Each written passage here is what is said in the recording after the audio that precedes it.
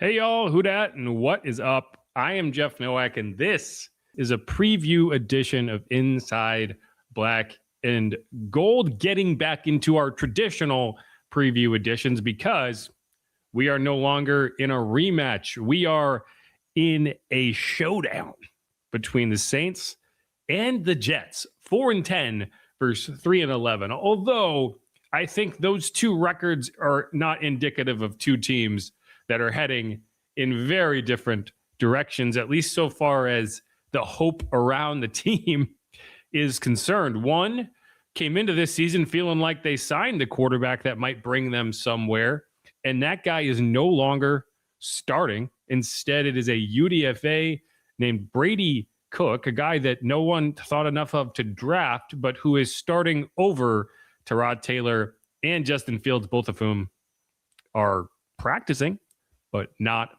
playing. We don't know who their backup quarterback's going to be. It's a whole thing, and we are going to get into it. Again, I'm Jeff Nowak. We'll be bringing on Steve Geller later in the program to get into our crossover interview, for which we'll bring on Brian Costello, Jets reporter for the New York Post. Sad days up in New York Jets land. 15 years without a playoff appearance, 6 years consecutively with double-digit losses. So you think it's bad for the Saints. Let me show you the other side of the fence, and that is the New York, always terrible Jets. But they're going to come to town. They're going to be looking for a win. Aaron Glenn's going to be looking to show the Saints that he picked the right team. I don't know. We'll get into that. We'll get into X factors. We're going to do a lot.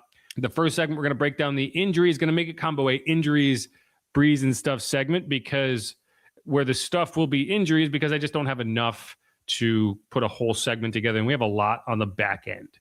So without further ado, let's hit a quick break. Again, I am Jeff Nowak. Make sure to subscribe if you haven't done that. Please leave us a rating, leave us a review. Tell us what you think. Tell us what you're excited about. Tell us what you want to see more of, what you want to see less of, and we'll do our absolute best. So either way, who dat, go Saints. Stick around. We'll be right back.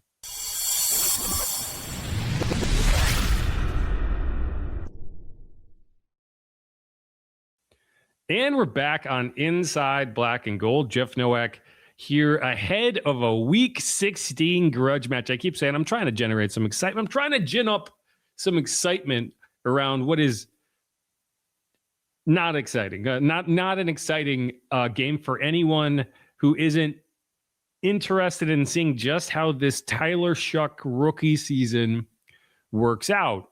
And, one question that we'll have to dive into as we go forward, and I think this game's going to tell you a lot, whether it's serious or not, is could Tyler Shuck actually win Rookie of the Year? I think it's possible. And I think if you finish the season on a 5-game win streak, why not? I know people are going to say, well, Jackson Dart has started 9 games. His team has won 2 of them. He's had 4 concussions. He has not led a single game-winning drive. And I do not expect him to win a single game, and I do not expect him to lead a single game-winning drive. At the end of the day, it's probably going to be Travion Henderson, the running back for the Patriots, who's having a really strong season, going to be a 1,000-yard rusher for a playoff team. But I digress. This is the type of game where Tyler, against a really bad Jets defense, can go out and do something to say, hey, why not me, right? Either way, a lot of injury news to talk about going into this matchup. So let's not waste any more time. And I'm going to throw up the Saints injury report to my left here. And as you can see, it's one of the longer ones we've had this season. There is one player who is not on it, and we'll get to that in a moment.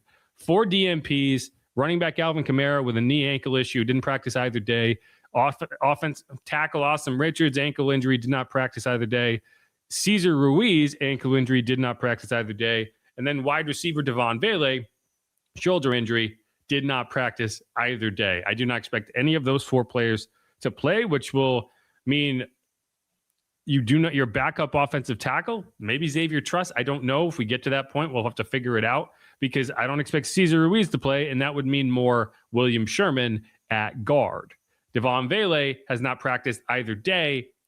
More on him in a second. Then you have safety Justin Reed, who was a full participant on Thursday, upgraded for the first time. So it's a good sign that he'll be able to get back into the lineup for the first time since the Dolphins game. Defensive tackle Nathan Shepard was limited each of the first 2 days with the ankle/knee issues. And then Tyler Shuck appeared on the injury report with a hip issue, but otherwise seems like he's ready to go. And then defensive tackle Devon Gotcha, obviously rest as he has been getting for pretty much the entire season on Thursdays. And then wide receiver Mason Tipton, a late add with an illness. He's going to be a guy to watch because you are limited at wide receiver. Now, the name that's not on that list, running back Devin Neal, and he's not on the list. He was on Monday, or he was on Wednesday. He's not on Thursday because he has been sent to injured reserve with a hamstring injury. His season is over. Now, that's disappointing, obviously. You obviously want to see more from the rookie the rest of the way. 3 games to go. You get as many reps, as many opportunities as you can get. But I do think that he at least got enough run that you know what you have in that player. Like, yes, there's a lot more to go. There's a lot of development that you want to happen, and it would be great for it to happen over the final 3 games. It's not going to happen. But I think what you saw over the 2+ games that he was the lead back should make you feel pretty good about his ability to go in there and be an impact player for you next year when it all comes back around. I don't think the hamstring injury is mega significant. And I mean that to say, like, I think if you were pushing for a playoff berth, maybe you're handling this differently. But in a lost season, there's just no use of pushing anything. There's 3 games to go. So even if it was a 3-week injury, you're still going on IR. So that means Audric Estime, Evan Hull. Let's see what you got. I thought Audric Estime looked pretty good against the Panthers. I think he's got a skill set that you can take advantage of. Evan Hull, is just a really solid all-around back. The Jets are a very weak run defense. I don't know. Maybe this is a Latavius Murray versus the Broncos with Kendall Hinton kind of situation. It's a deep cut. I don't know if anyone's going to remember that game, but Latavius Murray went off. In the game against the Broncos where they didn't have a quarterback and it was a COVID issue and whatever. Maybe I think we might be seeing that type of game from Audric Estime. Put him in your fantasy lineups. You didn't hear that from me. There's one other player added, and that was Nyheim Hines, running back added to the practice squad. I'd be surprised if he's active this week. I think this is more of a, hey, if we need someone down the line, at least we'll get him in. He'll be able to learn the playbook. And then if someone gets hurt this week, you'll have someone for next week. Don't expect him to be an impact player this week, but he is a name that everyone remembers. A guy who, had a really strong start to his career with the Colts. He was a 4th-round pick back in 2018. More of a kind of a receiving back. Ended up going to the Bills for a short stint, and then had a very significant injury to his leg while riding jet skis up in North Carolina, where he's from. Someone actually crashed into him. He missed 2 full seasons as he worked his way back. So, if he gets on the field for any significant capacity, it would be the first time since the 2022 season that he got any significant run. He did get a couple carries with the Chargers this year, but it's a nice little comeback story to talk about in the end of the season. The Saints did make a few other roster moves. They signed Kevin Austin to fill that spot vacated by Devin Neal. It was an interesting choice because Kevin did have one more elevation remaining, but they just went ahead and signed him to the active roster, which is a very good indicator that Devon Vele is going to miss some time.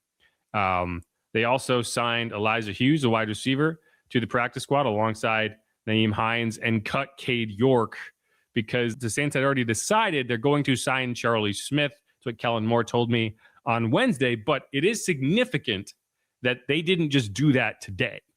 So there is one more roster transaction, at least one more roster transaction that needs to happen. And I would not be surprised. We'll have to wait and see, but I would not be surprised if that is Devon Vele going to IR for similar reasons that Devin is, which is, if in this season you're 4-10, the playoffs are not in the picture, there's no use trying to push anything. And I think Vele, much like Devin, has shown you more than enough to feel like you're going to go into the offseason with a good picture of who these guys are.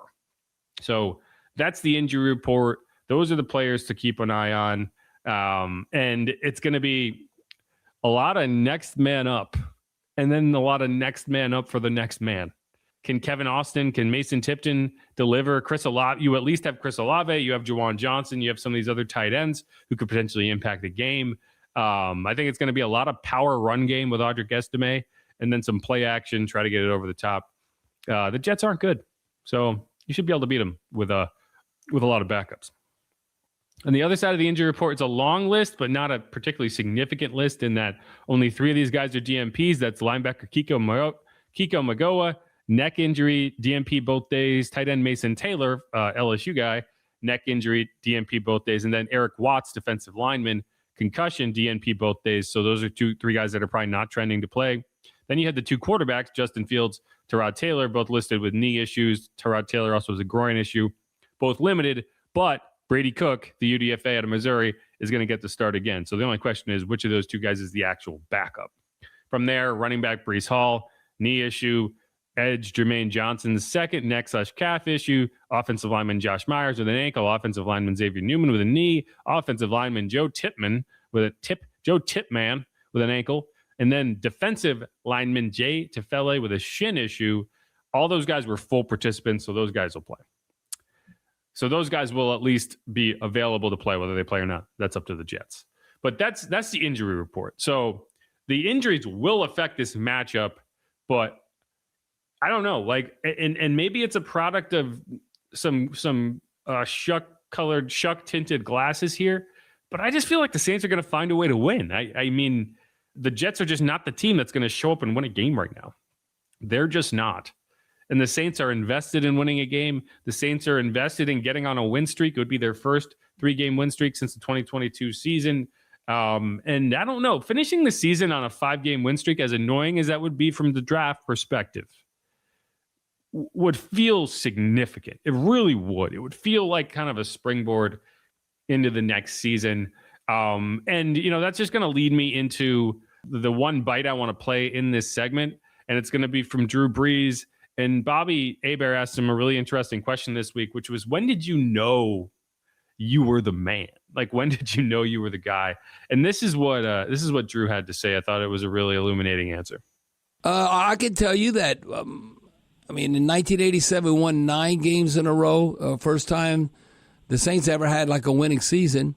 And I said, man, I know I'm the quarterback. And Tyler Shuck, you have that comment. When did you know? It had to be at some time when you're with the Chargers, before you even came to the Saints, that hey, I'm the man no matter where I'm at. Well, let me say this. Doing all the broadcasting stuff now has given me the opportunity to obviously watch a lot of football and also talk a lot of football with some of the most respected coaches and in the game. When you do these broadcast or production interviews and that kind of thing. It's amazing to me in watching and talking to a lot of these guys how much there's this common sentiment that, man, there's a lot of arm talent in this league. There's not a lot of guys who know how to play quarterback yet. Yeah. And so just think about that for a second. Playing the quarterback position takes time and it takes experience. And especially going from college to the NFL, the things that you could get away with in college can't get away with in the NFL. The number of opportunities you get in college, you don't get that many opportunities in the game. Like, turn on any high-level NFL game, and it's 1 or 2 plays. It's 1 or 2 plays, and it's any given Sunday, right? No matter who you're playing, no matter what their record is, they can beat you on any given Sunday if you don't show up and play with a level of consistency, a level of execution. And I think for the quarterback position especially, man, there's just a way that you need to command the offense, command the huddle. It doesn't mean you're going to be perfect. You're never perfect.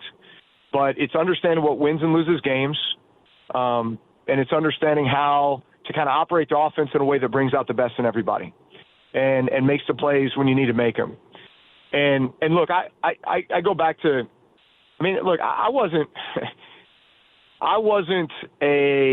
what I felt like was becoming an established player in the league until my 4th season in the NFL. My first season, I backed up Doug Flutie. My second year, I competed against him in training camp. I became the starter. Man, I had flashes of greatness, but it wasn't consistent, My 3rd year, I got benched 3 times, right? Okay. Under Marty Schottenheimer. And it wasn't until my 4th year that all of a sudden it clicked. And look, you could say the adversity helped me kind of, get a chip on my shoulder and identify the areas where I really needed to improve. And I just dedicated myself to working on those things and being a better player. And then all of a sudden it clicked. But even when I look at that year 4, it was nothing like year 6. You know, my first year was Sean Payton. Right. It was nothing like year 9, which is the year we won the Super Bowl. And that was nothing like my last 5 years in the NFL, where I felt like, 99% of the time I knew exactly where I was going with the ball before the ball was snapped, right? So, like, man, it's an evolution. It's a process. I think the thing that's encouraging when I watch, Tyler Shuck and our team now is, like, we're finding ways to win. And so it's hard to argue, like, man, a game's never going to be perfect. There's always ebb and flow. There's always, bad break here, whatever. But, man, when you had a chance to win in the end, did you make the play to win the game? And I see us doing that, which is encouraging.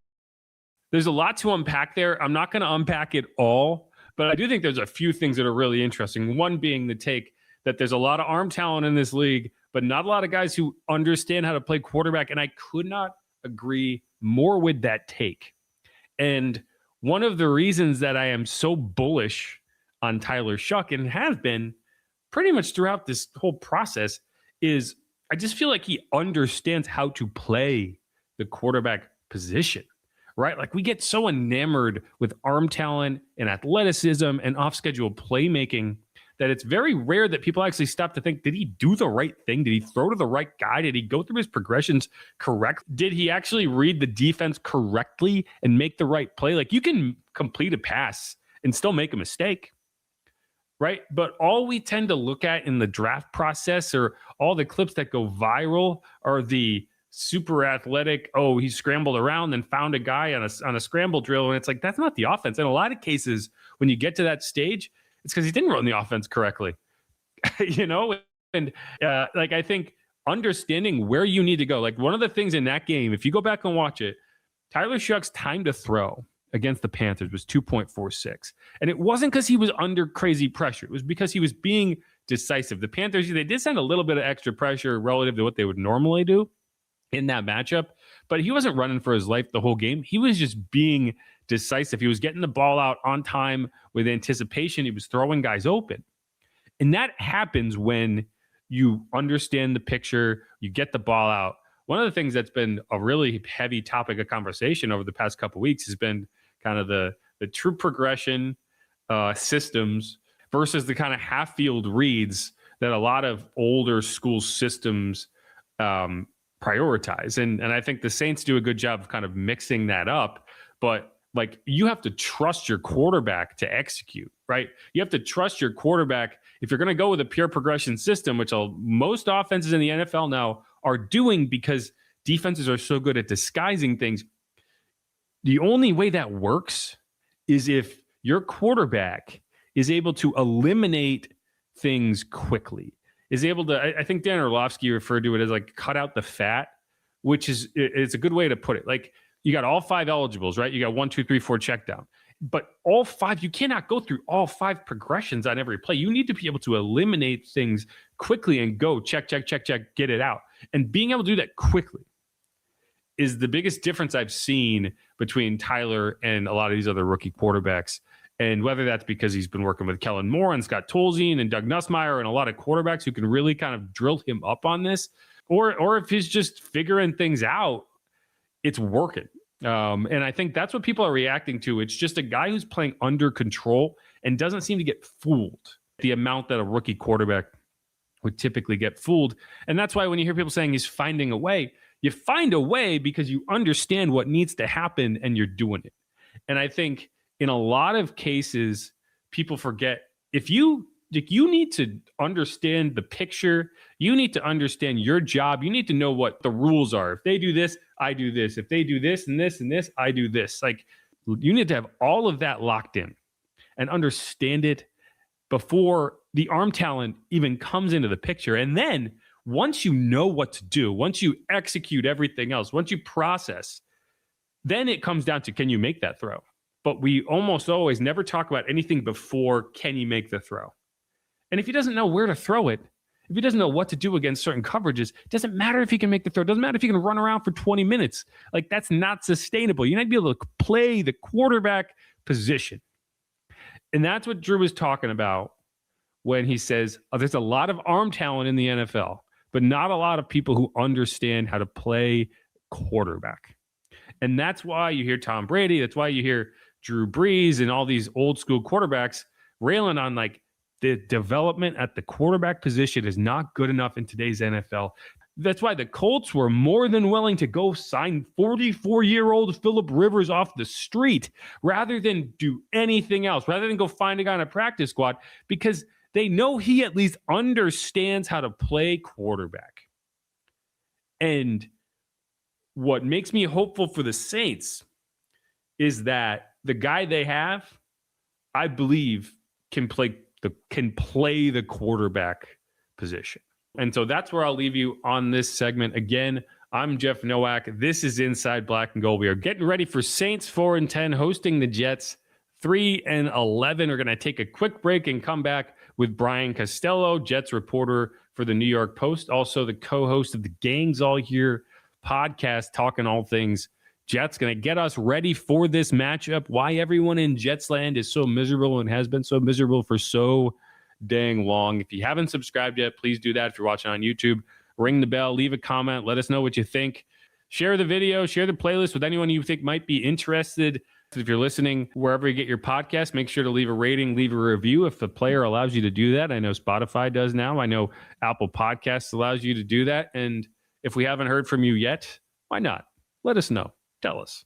Either way, who dat, go Saints. We will be right back.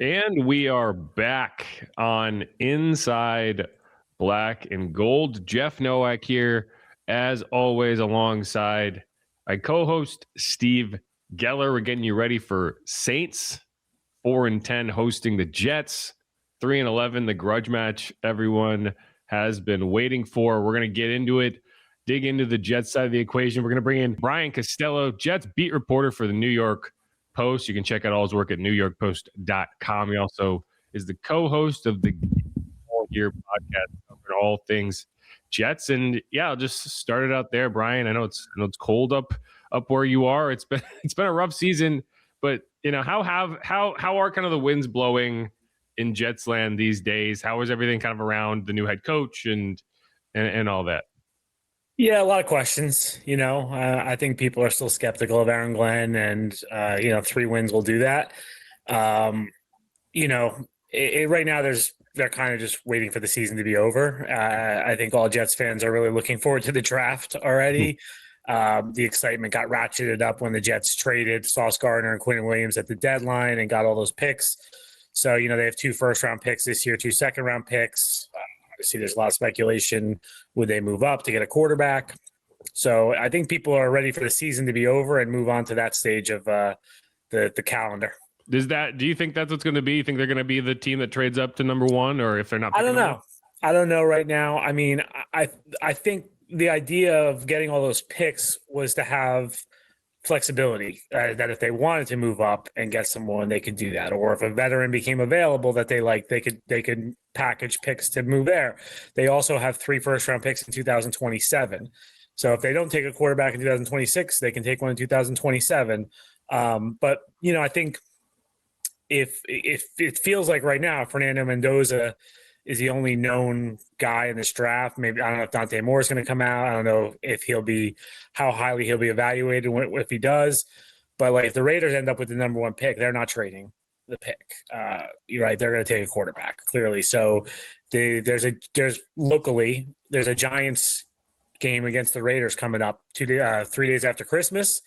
That holds a lot of importance for the Jets, because I think if the Giants lose that game and they end up with the number 1 pick, you can see the Giants and Jets make it an interesting New York trade for the number 1 pick for the Jets to get their quarterback. If the Raiders lose that game, then I think the Jets are going to be looking at something different. We talked, mentioned Aaron Glenn, a guy we know pretty well down here.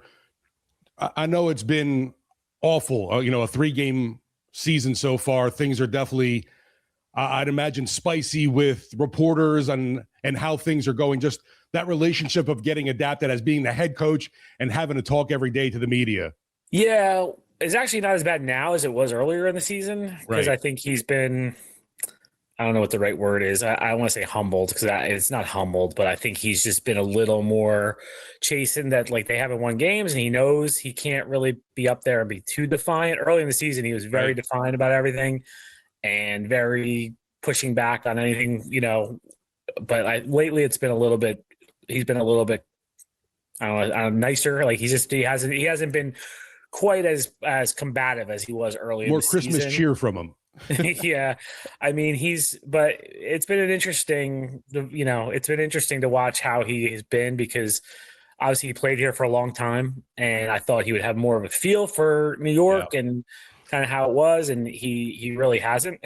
he's really been tough in terms of his press conferences and things. And I think if the Jets were winning games and he was being a jerk to reporters, fans would be standing up and cheering. Right. When you're losing, nothing works. And so I think fans have been kind of like, well, why is he being such a jerk about this stuff? Like they're right. Cause like we asked him about the quarterback early in the season. He bristled at that. And so I think fans have been more on our side, which is unusual, but that's what happens when you don't win games. He was the one that got mad at was it Rich Cimini? I feel like I remember that. Oh, he had all the injuries. He's like, if you want the injury report, ask Rich or something like that. He had reported about Garrett Wilson's injury, and he got mad about that. Yeah. Right. Yeah. Sean Payton used to be like that early in his tenure. The difference is like Sean was good early in his tenure. And so people were like, yeah, okay. Yes. Yeah. Well, like, look, Aaron Glenn learned from Sean Payton. He learned from Bill Parcells, and Parcells could be prickly too. But the difference was, Parcells didn't get that way until he already had 2 Super Bowl rings. Right. And was kind of well established. And I don't know about Sean, how long it took for him to be like that, but I've heard that about Sean Payton, that he could be difficult to deal with. Just to kind of more practical conversation, what's going on with the quarterbacks? I know both quarterbacks were on the injury report, or Tyrod Taylor and Justin Fields are on the injury report limited. Are they going to go with Brady Cook either way? How do you see that shaping up? Yeah, Brady Cook is starting Sunday. You're going to get the Brady Cook experience. I'm not sure who the backup is going to be. They both, are dealing with injuries and they didn't practice on Wednesday. So they were listed. They did the projected injury report, and they were both listed as limited participants. But Glenn said they're going to see how the week plays out. I'd imagine we'll know Friday who the backup is going to be. But look, this to me screams like we're tanking. Where we want that draft pick to be as high as we can possibly get it. No offense to Brady Cook. He's actually done some okay things. He started last week in Jacksonville, and I thought he started the game 6 for 6 through a touchdown pass. He actually looked pretty good, but then he looked like a rookie. He threw 3 interceptions, and one of them a deadly one in the end zone. So, I just think the Jets have moved into that stage where they're okay losing games here at the end of the season. So that's where they're at. The Justin Fields thing is a little mysterious. He had a knee. All of a sudden, he wasn't playing, and he popped up on the injury report a few weeks ago with a knee injury. He hadn't played in the game, and they said it happened in practice. And so some people thought, is he just they're going to shut him down for the season? But they never put him on IR. And then Tyrod got hurt in a game, which we all kind of expected. That's the Tyrod. What you get with Tyrod is he's a good backup, but he's probably going to get hurt if he plays. So he got hurt, and so they've been down to Brady Cook the last couple of weeks. One of the things that always concerns me going into a Saints game is their first half defense, especially against the run. Just curious, what's up with Breece Hall and crew this year? I know it hasn't been good all around, but just overall the Jets run game. Yeah, it's been good at points, and then other points it disappear. I mean, it all starts with the quarterback play. There was a point where Justin Fields just couldn't do anything, and teams were just loading up to stop the run.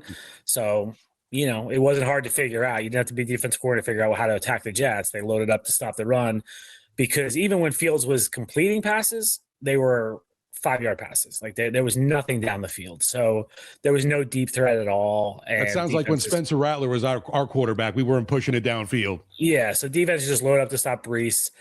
I think he's a little banged up now. He's been dealing with a knee injury a little bit too. So, the running game hasn't been good for a little while now. And they haven't used him enough in the pass game. He's a really good pass receiver out of the backfield. And they just, for whatever reason, I don't know if it's the quarterback, the coordinator, or what, they don't seem to use him enough in that role. If they could ever tap into that, I think their offense would look a lot better. Yeah, and you're just kind of switching sides of the ball because I think this game is going to be, hey, Saints are really banged up on offense.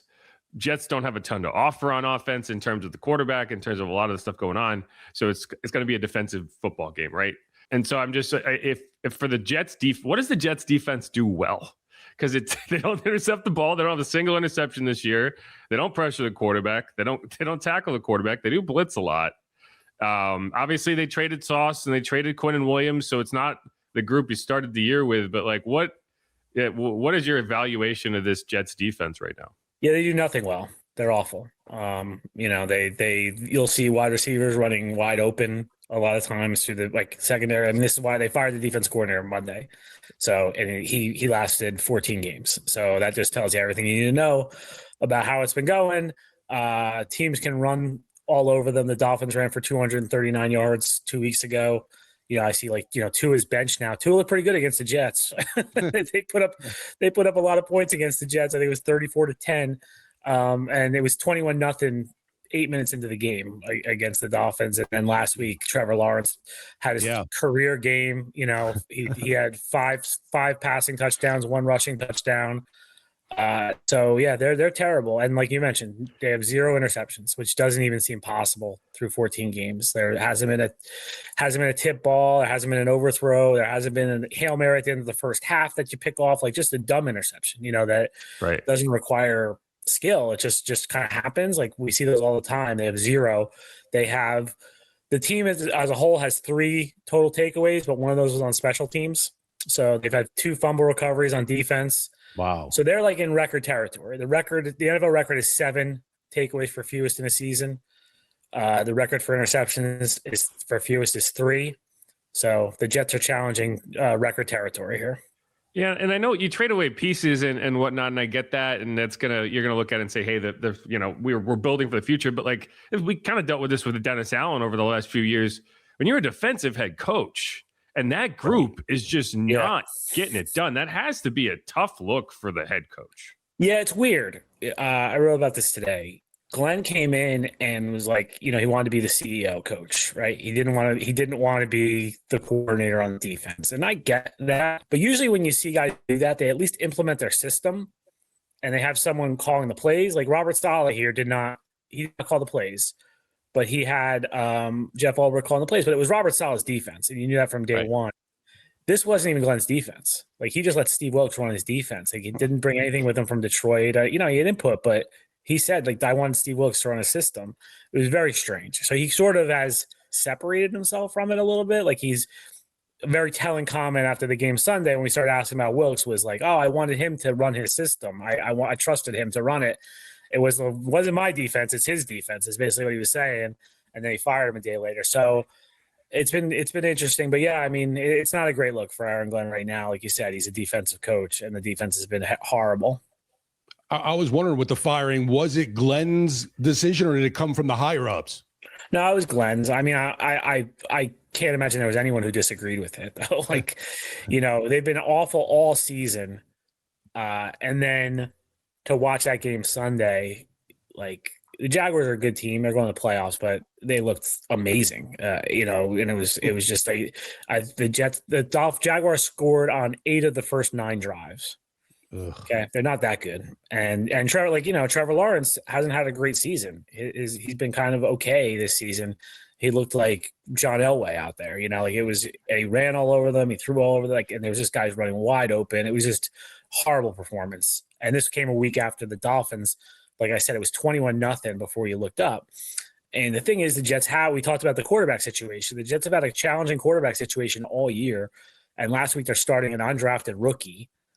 You need your defense to step up in those situations and give you a chance. And they just, the last 2 weeks, they've been so bad. Yeah, one thing I was talking to Steve last week about before the pregame show was like, you're in week 16, week 15. Like this is the time of year where you can really look around the league and start to assess which teams are still playing hard and which teams are kind of running out the clock. Yep. And one thing I'll say for the Saints is they're still playing hard. The season has been terrible, but they're running through the finish line, and I just don't get that. And what I'm hearing from you is I'm not getting that vibe from. No, Jets. they're playing hard. They're just bad. Yeah, I haven't seen anything that I'm like, oh, they're quitting on them. Like I don't see that at all. But they're just bad. They're just a bad football team. And I do think there has been organizational decisions made now to not necessarily prioritize winning. Like I think, if you give Justin Fields $30 million, and if he's healthy, you're starting an undrafted free agent over him. That's not a great statement for the organization. I think you're saying, okay, let's just go. Let's see. I do think he's worth evaluating because he could be a backup quarterback for you next year, maybe. But they're clearly not prioritizing winning right now. What are you talking about? He's got a knee injury that's totally real. Yeah, I mean, but he's practicing. So I'm not a conspiracy theorist. Like he might have hurt his knee. I've seen him working on the side. Like if they were just creating an injury, they would have shut him down, and they didn't. They left him. He's still on the active roster, but they don't want him to play, and I'm not sure he wants to play either. You're looking with the Jets, like I mentioned, with the front office area and even ownership. How frustrating has the fan base been just with the ineptitude? Like it's been just too long for a New York franchise to be struggling this much. Yeah, I mean that's kind of the overriding thing over everything. It's 15 years of no playoffs, which is pretty hard to do in the NFL. Again, like there's teams that you have a freakish year and you make the playoffs. Like, the Giants across town are terrible, but they went to the playoffs in Dable's first year, right? They went 9-7-1 and snuck into the playoffs. Like that stuff happens. And the Jets just haven't had a winning season since 2015. And think about that, right? That's a long time. So yeah, that's the overall frustration. I don't sense that that right now is not on the front burner with the fans. The frustration right now is with the coaching and stuff. And I do think there's hope about this GM. He's made some good moves in season. They're kind of like he's won in the margins. They haven't been big things, but he brought in Adonai Mitchell in the Sauce Gardner trade, and he's been pretty good at receiver, better than what they had. He got John Mechie in a trade from the Eagles. He's been better than what they had. They improved the defensive line at the beginning of the season. He improved some places where they needed to improve in season, which has been impressive. He's found some guys. So I think they're encouraged by him. But yeah, overall, it's just been, it's just been a lot of bad football for a long time. Yeah, I can't even imagine. I mean, we're struggling here the last couple of years, and fans are ready to ditch GMs, ownership, everything, and I'm like, you don't even know how bad it is in other places.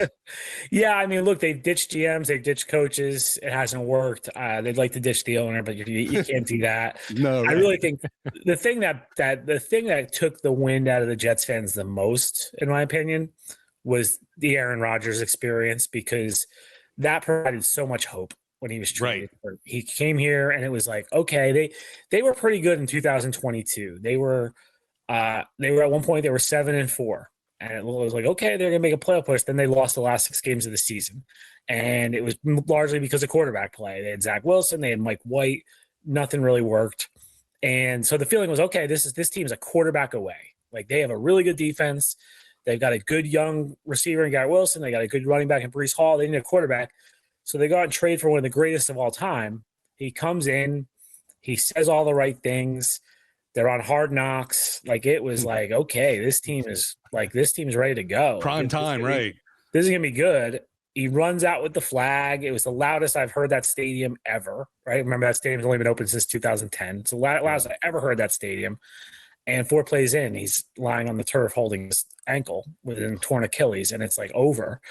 And then he comes back, and you're like, okay, like he's gonna be back in 2024. They still had the young core together. They look pretty good, and they win 5 games and fire the coach midseason, fire GM midseason. Like talking to Jets fans after that, I think that was if we can't win with Aaron Rodgers, like who's ever going to win here? Yeah. So I do think that took a lot of life out of the fan base those 2 years. But no, I watched that Hard Knocks. I drank the Kool-Aid. Like I was bought in, and then all of a sudden it was over. And what I've learned this season, in the last few seasons with the Saints, and because we did the whole Derek Carr experiment, like when you don't have the quarterback and you don't have that hope that you're gonna get better. Like when you have a young quarterback that feels like they're developing into something, you can live with a 4-10 season, or when you just you're looking at, well, we're not even going to play the guy we signed, and we're going to go with this dude no one even thought was good enough to draft. It's just like, how do you sell that to anyone? Like, how do you, it's like, yeah, I got better things to do on Sundays, right? Yeah. No, I mean, I don't know how fans are invested at this point in the season. Like I said, I think they're doing mock drafts. They're not really worried about the Saints game on Sunday. They're looking at the draft and that. But I'm curious to see if the Jets do draft a quarterback. Like, look, they drafted Sam Darnold, number 3 overall in 2018. Drafted Zach Wilson, number 2 overall in 2021, and that didn't work out. So I'm curious if the fans do buy into whoever they draft, or if they're going to be skeptical after the last 2 debacles. That's a good question. I only got one more. How's my guy Colin Saunders treating you up there? I haven't gotten to know him very well. He got thrown out of the game last week, though. I saw that. Yeah, I mean, it was kind of a BS thing. Like, it was a scrum, and he looked like he didn't realize it was an official. He was just kind of swinging and ended up clipping an official. But yeah, he got tossed. But yeah, he's another one. Like, they brought in midseason. Like, the defensive line needed some bolstering, and he's been playing a little bit. Yeah, just I hope for your sake that you get to see him intercept a pass, because that's like, well, that doesn't happen with the Jets. Yeah, if anyone gets an interception, it should be Colin, because you'll be like, wow, this big fat guy, and then he's going, he can move. Quentin Williams got an interception last week for the Cowboys, so even an ex-Jet gets an interception. All right, thanks so much, Brian Costello, Jets reporter for the New York Post. You can check out his work at newyorkpost.com.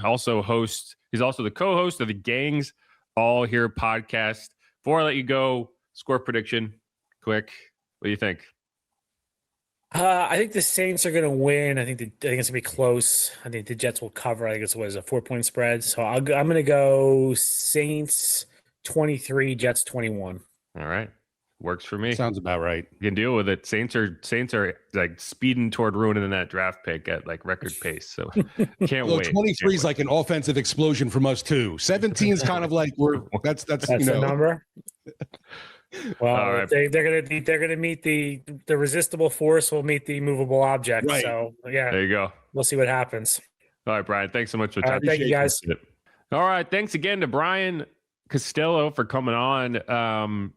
It's funny. Normally, we'll ask a lot more in-depth questions about players and schemes and stats and whatnot, but like you can just tell by the tone of voice there.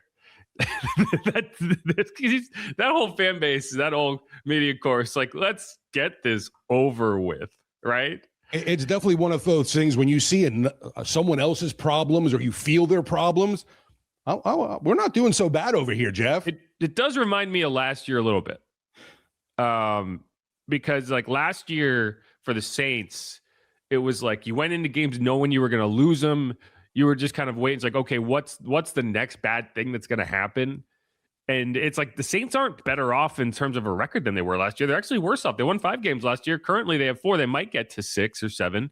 But like, it does feel like when there's that kind of, when it tips into the optimism and you start thinking, well, that like, yeah, this team is not great, but like that team is way worse, right? Like that team. And here's the thing, that can tip back the other way.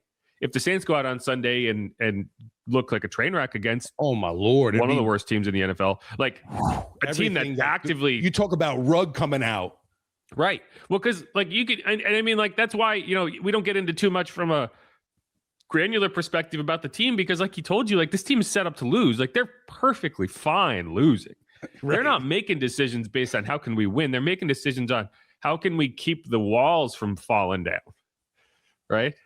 So right, we're putting players out there that, yes, they are competing. They're not giving up, but we are putting guys out there that we know we're not going to win with. Yeah. And I understand what Brian's saying when I ask, like, are they running through the finish line, or are they running out the clock? And I think like to an extent, like individually, yes, like players don't just quit. Because, and Deuce will talk about this all the time. Bobby will talk about this all the time. Like this is a video resume for you. Like you're not out there loafing. You can't be. Otherwise, you're not going to get another contract, because when times are tough, this guy just mails in the check, literally. Yeah, and I mean, teams are watching. Like there's film, man. Like you cannot have like even one play where you just don't try, where you're just lazy, like that's going to stick with you. That's not going to go away. And every time you go into a meeting room with a coach, they're going to be like, what happened here? Yeah. And how are you going to answer for that? I'm like, well, we sucked. Like, oh, really? Oh, that's great. We're going to find somebody else. I didn't feel like playing, right? So like individually players don't quit, but from a group perspective, from a team-wide perspective, are you going to do that extra hour of film work? Are you going to make sure that you spend X amount of time so that when you go out there, you're 100% ready? Or are you just like, oh, man, I'll be fine at 90%. I'm just going to go out there and let instincts take over. Right. Man, I just don't get hurt and let's get out of here. Right. And that's what I believe the Saints are still doing. I believe they are still doing the prep at the level they need to do it. I believe Tyler Shuck is very invested at proving people right, at making sure that we go into this offseason feeling like that's the guy. We don't need to talk about drafting a quarterback because I'm that quarterback. Like, he's going to be there 100%. Now, he's not going to have the weapons, but this is not a game where you probably need those weapons, right? Like, I would not be surprised if Audric Estime goes out there and runs for 100 yards. This is going to be like an Audric Estime legacy game. I thought you were going to tell me Shuck was running for 100 yards. I'm like, maybe. It could happen. It could happen. I'm just saying, like belief is more so what I'm talking about than effort, because belief happens during the week. Belief happens in the fourth quarter when you need to drive for a score. Are you getting that done?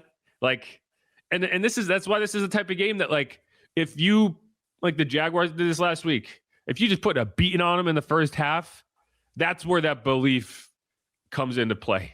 Right. When you get down 3 scores and you're the Bills and you're like, okay, like this sucked, but we believe in that guy. We believe in this offense and this team that we're going to come back. Yeah. And you do, right? Or at least you put an effort in. When you're down 3 scores and you're the Jets, yeah, I mean, you're just thinking about what's the post-game meal going to be. I think we're in New Orleans. They probably have some pretty good seafood on the way out of the stadium. I could really kind of chow down on the bus on the way to the plane, man. Like, ooh, that's gonna slap. Dragos, oh, that's fire. Like, I'm looking forward to that Dragos. That tackle, I smell them in our locker room already, those oysters. So I think that's where you are. Truck And I was curious, like, how Brian was going to come in, because it was like, are you going to, like, it's easy to, like, a lot of people want to manufacture that enthusiasm. Yeah, no. He came in and was no just doing that. You felt, man, this is like mid-season for us. We were having some hard times, Jeff. No, sure, I get it completely. That was me in week 16 of last year. That was me going up to Green Bay saying, I'm going to stand on the sideline in 28-degree weather for 3 hours and watch this team get completely obliterated. And it was even worse than I thought it was going to be. Like, I get it. And that's how I felt like this team was playing last year before firing Dennis Allen. Once they got Darren Rizzi in there, he was able to energize some folks, and that lasted for a few games. And I do think a lot of it, too, when you don't have a Cam Jordan or a guy like Cam Jordan giving you that energy. Davis. Yeah, right. But like that's why you keep those guys around. Joking. I'm sorry? The Jets let DeMario go, and it's like, to me, that's one of the most mind-blowing things to me. You let that man out your locker room. That was right in the middle of their 15-year playoff drought. That was like the midpoint of their 15-year playoff drought. It's like, DeMario, and not only did they let him go, they did it twice. They let him go once to Cleveland. He had a career year, and they were like, oh, yeah, you know what? We missed that. Yeah. And then he had another career year, and they were like, you know what? We're good. Let's let him. We can replace that guy. Thanks, Jets. Anyway, so that's where we are. So we're going to come back. We're going to talk about some X factors. What's scary, though, a little bit, we haven't even mentioned, like, there's not even that reunion revenge factor with Aaron Glenn even being talked about. Well, that is what I want to talk about in the X factors. Okay. So we'll get into it. Stay tuned. Anyway, I'm Jeff Nowak. He's Steve Geller. This is Inside Black and Gold. We're getting ready for Week 16. Saints hosting the Jets. It's the first time all season the Saints have been favored in a football game. I think we're blacking out the dome, right? I have some bad news for you on that front, but we'll come back and we'll talk about it. All right. Who dat? Go Saints. Stick around.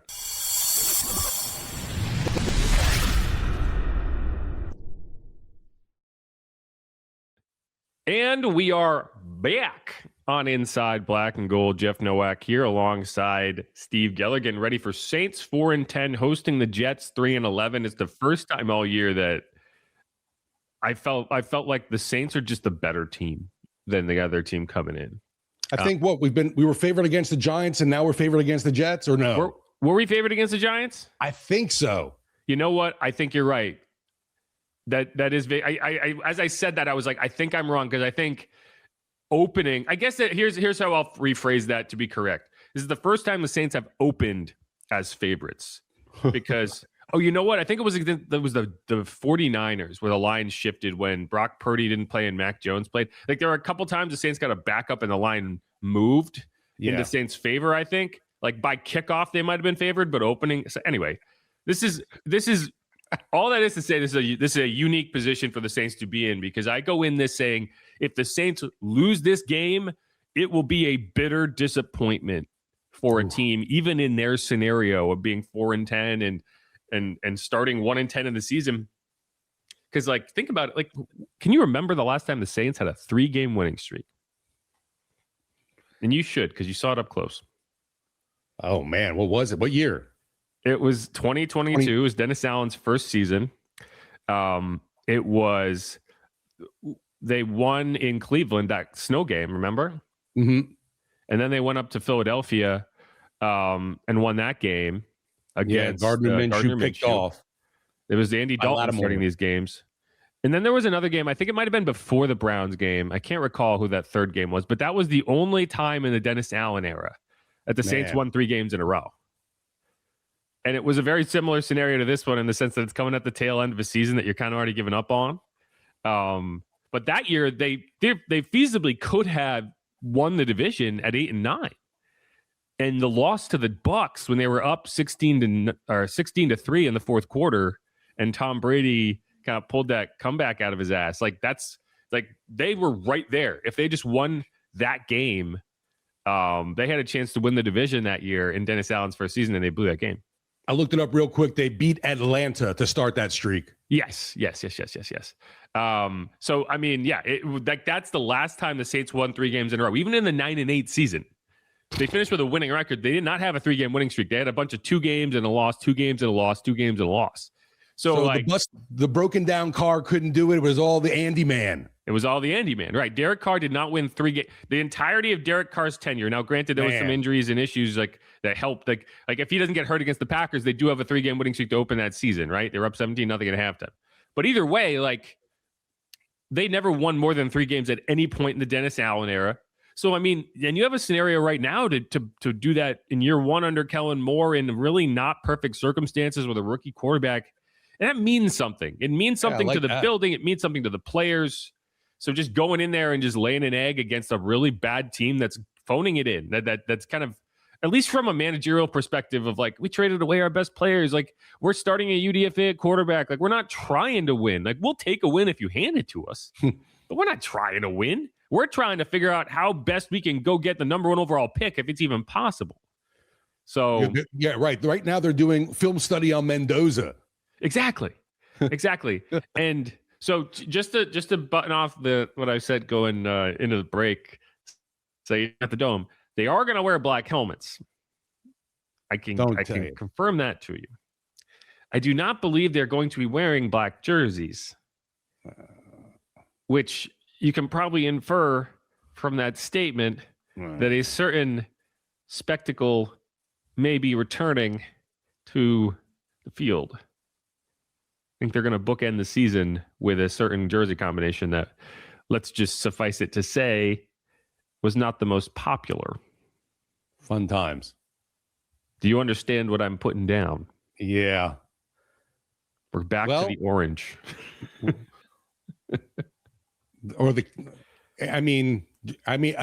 We'll stop joking about it if you get a win, I guess. It'll feel better if you get a win with it, right? I think that's part of the reason you're going back to it. Winless, though, in the black helmets, that's not a great sign. Because they spent the money on the jerseys. They're like, we gotta do something with these jerseys, right?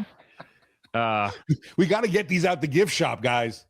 And that's just what I'm hearing, right? And I don't mind. You know what's funny? I see them in the stands. I don't mind the look in the stands. it's just when you put them all together on the field that I don't like, especially when they get sweaty and there's just this really gross quality to them. And then that could change. That's just what I'm hearing, that you're going to see gold jerseys this week. That could be wrong, but yeah, I just knew at practice they're wearing black helmets. Yeah, So they are going to wear the black helmets. They're coming this week. And I thought they had already maxed them out. So I was surprised to see that either way. But no, and so like we said going in, we'll talk about X factors. Do X factors really matter? I don't know. Let's just talk about a few topics and move on. Yeah. But I do think, like you mentioned, like I think this is I don't know how much this game is going to mean to Aaron Glenn, because the Saints didn't spurn him. He kind of spurned the Saints.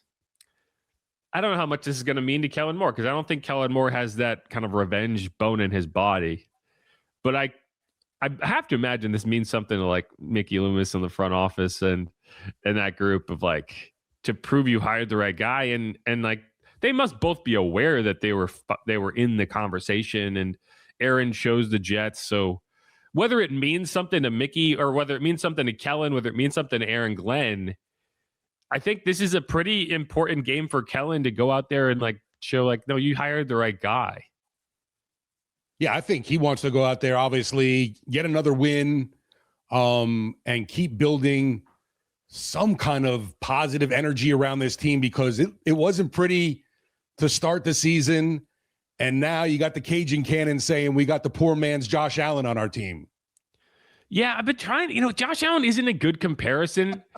It just makes sense because he's 6'5" and he can move around, but like he doesn't, and he has a good arm, but he doesn't have the cannon arm. I think Justin Herbert has to be the comp. Because they're similar in that Justin Herbert, when he runs, is like, yeah, okay, he can move. He's athletic. It's not like he can't move, but he understands that that's not his game, that he needs to be a pocket passer first. And then when he hits that, it's going to work because people aren't geared up to stop it. But I do think that he's a little more athletic than Justin Herbert. And so it's not a perfect comp, but I just like how the needle, goes from one way to always dramatically. Yeah. But I also do think, like, if you go back to Justin Herbert's year one with the Chargers, and the start of the Justin Herbert era started a little weird because he got his first start because they accidentally pierced Tyrod Taylor's lung with a needle. They did not that unlike Watt recently. Yeah. Not unlike TJ Watt this year, but it was a different procedure. Like Tyrod was getting like a pain killing injection, which I think you have to put in that area. TJ Watt was getting a purely elective, like dry needling therapy. One of those you put on the doctor. Cancel that one out for me. The other one you kind of put on the player a little bit, because it's like, you don't need to be doing this. This is like, sorry, sir, we punctured your lung. Yeah. By the way, you're going to the hospital now because your lung is collapsing. I'm sorry. Whoops, my bad. And that team's in a playoff race. Now they did win. They blew out the Dolphins, so it didn't hurt them. But that's probably not a good feeling. Anyway, what were we even freaking talking about? But no, like that's like how he impacted the Chargers team that year. Because if you remember, the Chargers were like dead in the water after that, and like, or before that, and then all of a sudden they have a quarterback who's like, wow, I think this guy's got it. And he's making the throws, and he's running the offense, and he's got the size and the measurables, and like it feels similar. Hair. And the hair, and and just the coincidence that Tyler Shuck was Justin Herbert's backup at Oregon. Literally, they were teammates. Man. So and Oregon was probably bringing in quarterbacks they thought had similar skill sets and builds, and anyway, but yeah. It's going to be with him going into this game too. You look at a Jets team that has been so dismal, but you're lacking. We know already with no Valet or Devin Neal. It's like, well, wait a minute. Who the hell do we have at weapons? Because Kamara is still not practicing with his knee and ankle issues. Yeah, I mean, you brought in Naheem Hines. I'd be stunned if he plays, but he's kind of there. He's on the practice squad. I don't think of him as this kind of back I can really tote the rock with. I don't know. He's not a big dude. No, he's a pass catching, like a scat back at best. It's more so, I think he's more like, if someone gets hurt in this game, you want to go into week 17 with someone who knows the offense, right? Like, you're bringing him now.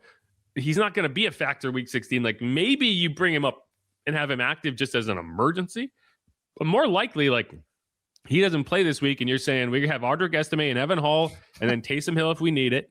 And then in week 17, if Evan Hall, for example, gets hurt this week and can't play, and Alvin and Devin are still out, then you can at least say, well, he's had a week.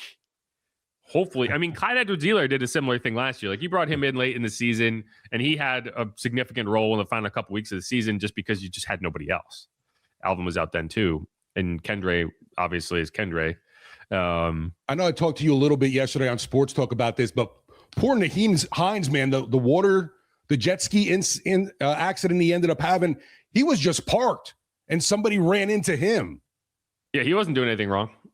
He was just enjoying his off season. Like, you're allowed to ride jet skis. Like, it's probably one of the least dangerous things you can do from a relative. Like, Alvin Kamara goes snowboarding. Like, I'd be scared, right? The one that I always remember is Aaron Boone, the year after he hit the home run against the Red Sox in 2005, like the year before the Red Sox won it. He tore up his knee playing basketball, and it was like basketball, well, right? And that's why they ended up with Alex Rodriguez. But like, this isn't that, like, you're allowed to be a human in the off season. Like, he's just riding jet skis around, like, and yeah, the guy just hit him, and like, he won a big lawsuit against the guy, like, and he had like serious knee injuries. This was in 2022. And if you recall, like, Nyheim Hines was still a guy. It wasn't like he was a scrub. Like, he went over to the Bills.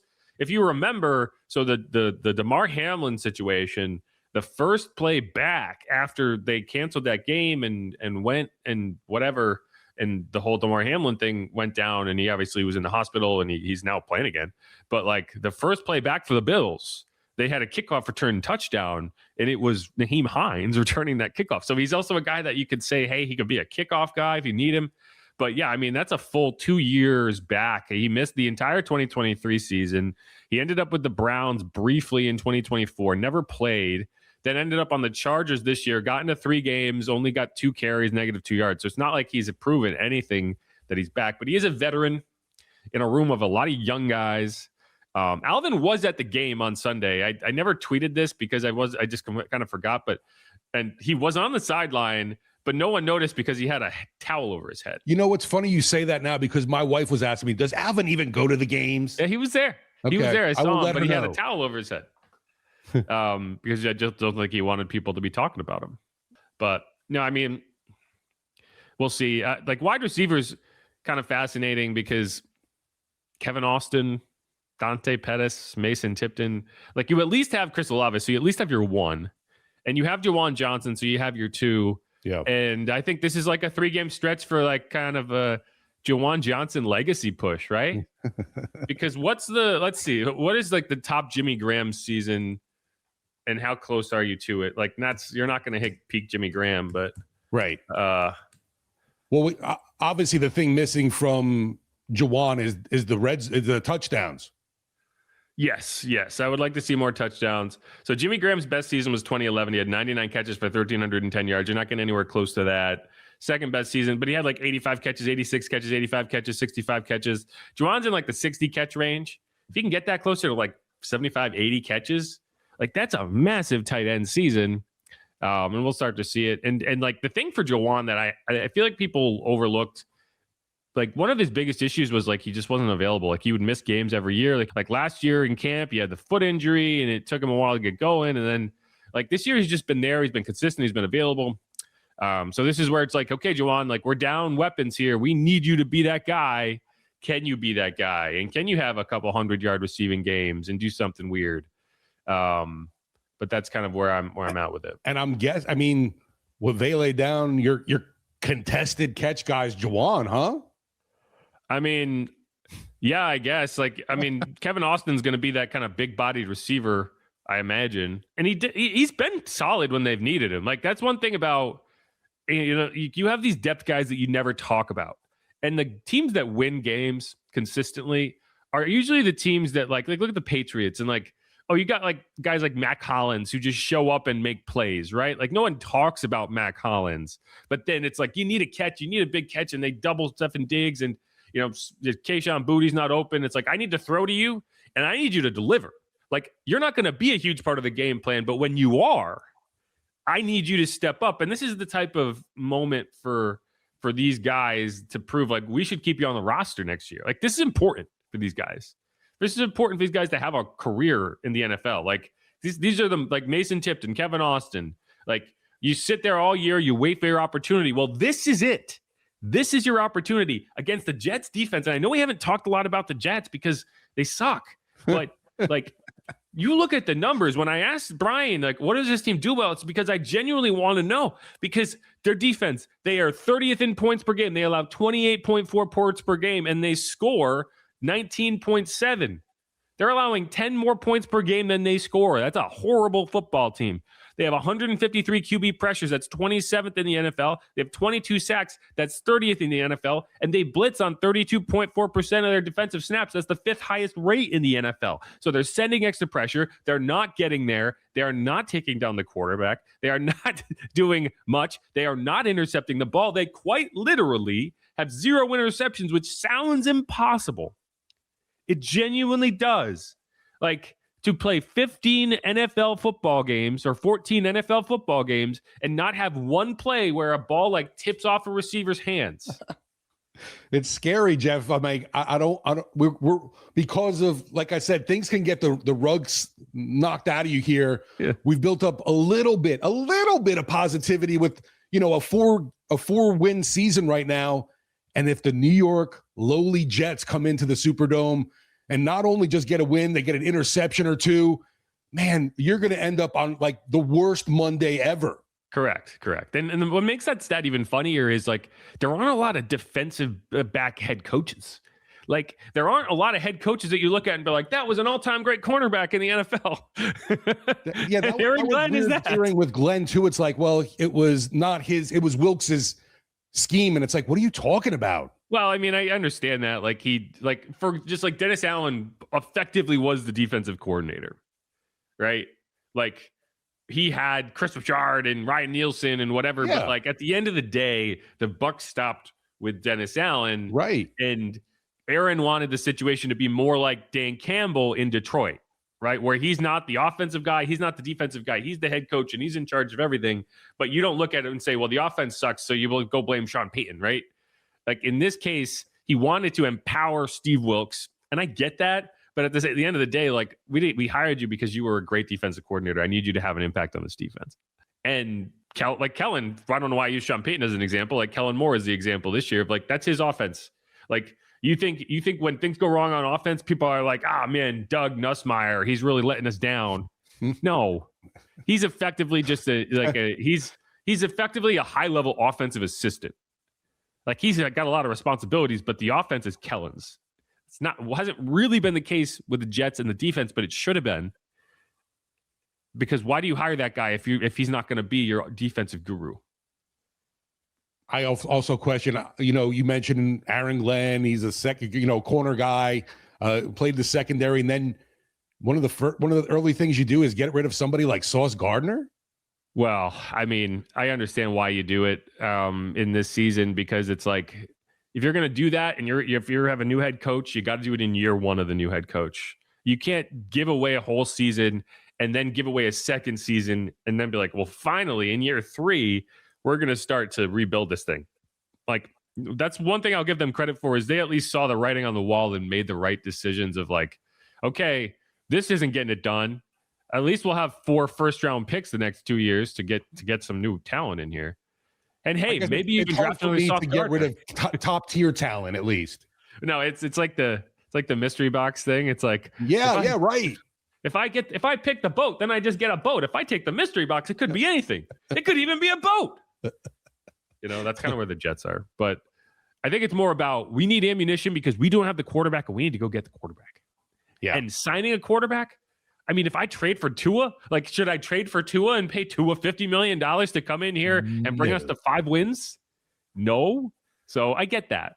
Maybe a guy like Sam Darnold. Oh, who knows? Maybe Daniel Jones. Maybe bring him back to New York. That'd be funny. What's the worst that could happen? That would be hilarious, actually. And that would actually make some sense. I think you should go with that storyline to the script writers for sure. That's a good one. Yeah. I don't know, man. But no, like, the Jets play the 5th highest rate of man in the league, man coverage in the league. So it's a lot like last week, it was the Panthers, who don't blitz a ton, play a lot of zone, put a cap on it. This week, the Jets are just kind of like, let's see what happens. And And so you should be able to put up points. You should be able to do a lot, but the Saints don't have weapons, right? So I think it's going to come down to the Saints defense and can you completely shut down Brady Cook in this offense, which you should be able to. Like, A.D. Mitchell's a good receiver.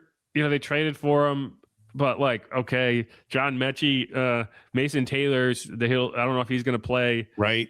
I mean, Breece Hall's a good running back, but you should be able to stymie this defense. And I'd like to see one of the guys I want to see a really strong finish from is Chase Young. And Mark Schlereth talked about Chase Young on the show this week. So let's hear what Mark had to say. Brandon Staley and his defense, and we've seen since he's come back from the calf injury, Chase Young. And in the game against Carolina, the final drive, man, Chase Young comes up with a big sack. Then on a third down play that opens up, Bryce Young takes off running, and at the last moment, Chase Young catches him kind of by the ankle, by the foot, and brings him down before he gets to make the first down. They got a punt, and then Shuck gets you in field position. Your thoughts on the Brandon Staley defense? And he doesn't have all the pieces there. You'd love to see another edge guy opposite Young. And Cam Jordan's not getting any younger, but the impact of Chase, and I always thought that Chase was a power player. He was not necessarily the speed guy. He's more of a power-built guy, and then sometimes the power translates into speed. But you saw the impact of the big guy late in that game when you really needed some big plays. It's funny. I had a long talk with Brandon Staley about Chase Young, and Chase is, he was a guy that when he was with Washington, he tore up his knee. We had several kind of off-the-record conversations, and not even off the record, but just away from the team conversations about rehabbing the knee and about trusting the surgical repair and how that takes time. And he's kind of floated around a little bit, but he's become more and more of a dominant player. And then the challenge, and Staley talked to me about this, the challenge that he has put on Chase, hey, you want to be a complete player, you want to be considered one of the greats in this league or one of the best in this league, man, you got to do it both in the run game and in the pass game. And he made a play early in I can't remember which game it was that Staley referenced it, just right before I did the last New Orleans game at Miami, but he talked about, man, this play, he makes a huge play, a big stop in the run game. It was the best he's ever kind of controlled the edge. And he just, makes the tackle, pops up, and looks over the sideline, looks at Staley, goes, you see me? And it just was clicking. And then you see him do it on both, you see him do it in both the run and in the pass. I thought he had some dominant plays in the run game. I thought Shepard was really good in the run game. I tell you, one of the things they did, and a lot of teams do this when they face Bryce Young, is they try to completely shut down that run game. You get six. If you get a six-man front, they're going to have seven in the box. You get a seven-man front, they're going to have eight in the box. They're basically saying, hey, man, we don't think your quarterback can beat us. And that's exactly what the Saints did the game I called in Carolina, and they did it again this week. And ultimately, Bryce Young made some really nice throws and some really big plays, but they came away on top, and thought it was a masterful job by Staley, and I thought it was a great game once again by their defensive line and Chase Young. Yeah, and so I do think this defense has come on strong, and you start looking around and you want to say, okay, who are the stars in this defense, right? And you have to start with Chase Young. And he's a star that you've got on a very reasonable contract. He's got 6 sacks on the year. You'd like that number to be higher, but he continues to be a very high pressure rate player, and pressures matter, right? Like I get it. You want that to be a sack, but you're talking about a guy who's got an 18.4% pressure rate. That's in the top 5 of the NFL among players with over 150 pass rush snaps. That's one of the things you weren't doing in that first 5-game stretch of the season. It made it really difficult to win, is you just weren't pressuring the quarterback. It's sacks. You actually had a decent number of sacks, but on the plays, you're not getting the quarterback to the ground. Are you affecting him? Are you making him escape the pocket? Are you making him step up? Are you turning him off the timing he wants to be on? And that's what pressure does. And elite quarterbacks, they can make it happen either way. But some of these lesser quarterbacks, you're like, they're all timing. And you bust up that timing by getting in there and getting a paw on their shoulder, forcing them to turn, forcing them to break eye contact with a receiver, right? Forcing them to lose sight of the coverage. And then suddenly they make a mistake because they think a guy's going to be here and he's there, right? And so, those are the type of things that Chase Young is going to provide for you that not everyone else can. Like, Cam Jordan is always going to be like a solid all-around defensive end, but he's not going to be a high pressure rate player. He's going to be a good pressure to sack player because he understands the moves and the pass rush discipline, how to do that. And he's an all-time great sacker of quarterbacks, but he's not an all-time great pressure player. So that's what I want to see. I want to see Chase Young just be a pest, and it would be nice to see him get up toward the 10 sack range. I think he can do it. I think he has a 2-3 sack game in his pocket, and he can set a new career high. He can be a 10 sack player. And so that's my X factor for this game is, can Chase Young harass Olu Fashanu? I believe he's their left tackle. And just get after Brady Cook and make his life miserable. Cause you watch him go out there. He's just a beast. Like if you're an offensive tackle lining up against Chase Young, you must be like, oh God. He missed obviously a ton of time this year too. Well, right. That's what I mean. Like, so the numbers are, you have to bake in 5 games missed, which is a third of the season. That's a lot. Yeah. So, I mean, like you're talking about, if you have those 5 games, are you up toward 9, 10 sacks right now? And are you pushing Absolutely. for 11, 12, 13? You're in the top half of the league in sacks. And, and do you win a couple of those games earlier in the year with Chase Young? I think you probably do. Like, somehow I think the Saints, or maybe you can help out with them, like really piss them off going into a game and see what happens. Oh yeah, you want me to get in a fight with Chase Young in the locker room? Kind of like, like get the bull riled up and then let him loose. Like in Miracle, like, look, this guy's got a bruise. What a bitch. No, I'm not going to do that. I'm afraid of Chase. Like, genuinely, I think he couldn't. He's like, there are certain people in that locker room that if they wanted to, could rip me limb from limb, and he is one of them. And will be one of them. Yeah, because he's just a terrifying individual, even without pads on. He's gigantic. And that's why he was the number 2 pick in the draft. And if he, and like Mike Schlereth said, like if he just puts it all together, which you've seen glimpses of this year. I want that mean streak in him. That's what I mean about getting him riled up. Like, come out and just physically, like you look like you should, dominate guys. Yeah, I do think he's a little passive at times, and he kind of settles for getting there. And it's like, no, I want you to be mean. Yeah. And like, it was funny. I was watching, he gets off the line so fast. Like you watch him and you're like, how is he not getting called for offside? It was because he's so quick off the line. And like, you're watching him. It's like one of these times he's going to just bull rush that dude, because he doesn't break it out every time, but then he does. Whoa. And it's like Ike Ekwonu was a top 5 pick, top 10 pick. Like, he's a really good offensive tackle. And he just bullied him like he was a UDFA out of the University of Charlotte. Like, I mean, wow. If you can do stuff like that. Somehow to find someone or some way to turn Chase Young like that, whatever's going to switch that thing for him to turn him like to John Wick on the field. John Wick. Baba Yaga. Baba Yaga. There you go. The boogeyman. That's perfect for him. I think the Predator would be the better one. It kind of looks like with the hair, it kind of looks like Predator once he has the helmet on. And he's got this like a similar build.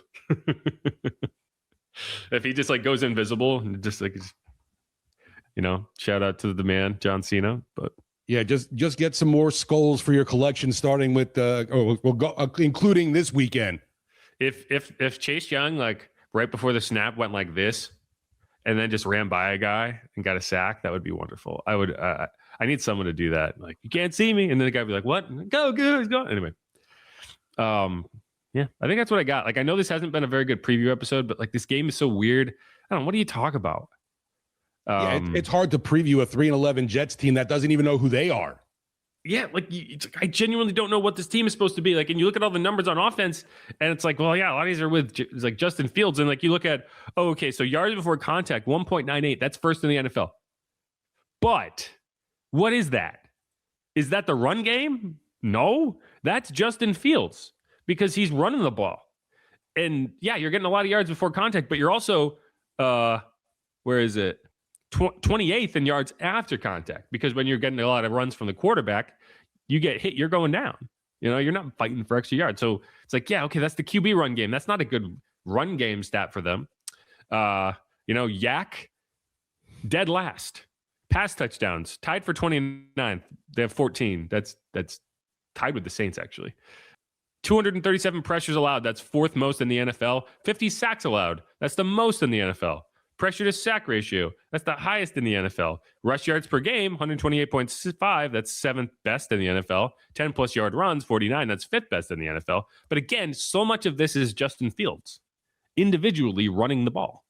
So, what do I even take from that? Nothing, because Brady Cook is completely different. And he's bad. Brady Cook.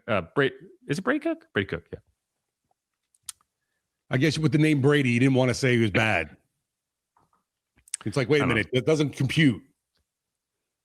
Well, it's the wrong name. If it was the last name. Yeah. First name just is like, your parents named you after Tom Brady? Is that what happened? Although I don't know if I mentioned to you, I'm still confused. My son all the time, if we're talking ball, and he mentions the Patriots and Drake May. And I'm like, why is that his nickname? Yeah, I've seen that a few times. They've done that with a few people. I don't get it. I don't get it. Is that like a thing? Yeah, I asked, I'm like, why is that his nickname? Because it is. Yeah, I've seen it with a few people. They've done it, and I'm just like, it's a thing. EDMM. Yeah. Da-dum-bum-bum. Well, we're just you're going to get shucked tonight, and I think that should be blasted in the dome on Sunday. Yeah, I think there might be some copyright issues with that, but if we get Gunna on board, that's the key. We need to get Gunna to say, you know what, I'm down. I'm down with it. Although his record label would probably have some questions. We just need someone out there with a boombox and say, well, the Saints have nothing to do with this. We need like John Ridgway to bring his boombox out there. He's got one in the locker room. Just bring it out. We're like, every time. And you'd be like, Saints be like, we have nothing to do. This isn't us. This is John. Sue John. I wonder if they could at least pipe it in for like warm-ups. Or no. And maybe, yeah. Since it's not being aired anywhere. Yeah. But that's all I got. You got anything else? Saints should win this week. Should, but I'm still deathly afraid of the Jets because of what it could do for the rest of our season. I'll believe it when I see it. Yeah, I'll believe it when I see exactly. it. All right. So that's a StreamYard thing. So we should close this out quick before the whole thing bails on us. All right. But we'll be back on a normal schedule this week. Our Monday noon live stream, unless the heat death of the planet happens, in which case there will be no podcast. So that's where we are. But as long as the world continues to spin on, we will act as if it intends to do that. Even if it doesn't, we'll find a way to bring you the podcast. I think that's like me butchering an Avengers line. I think that's a Samuel L. Jackson line in the first Avengers movie, and I just got it wrong. I felt like Audric Estime on Monday busted out a Rocky line with talking about, not giving up. Yeah. Audric Estime, man. Audric Estime legacy game. This will be like Audric Estime, or this will be like Latavius Murray versus the Broncos. Remember that game? Yeah. It's going to be Audric Estime winning somebody a fantasy championship. Yeah. And this will be the least impressed I am with a quarterback since Kendall Hinton. If you remember that name. The funny thing is the Saints also beat the Jets that season. That was the Zach Wilson game. That was the game where I was like, wow, Zach Wilson doesn't have it. And then Zach Wilson's a great example of like, it's not that difficult to see pretty quickly when a guy doesn't have it. And a guy who you've like, well, I think that guy does have it. And it's like night and day, so let's do it. Who dat? Go Saints. Beat the Jets. Shuck 'em.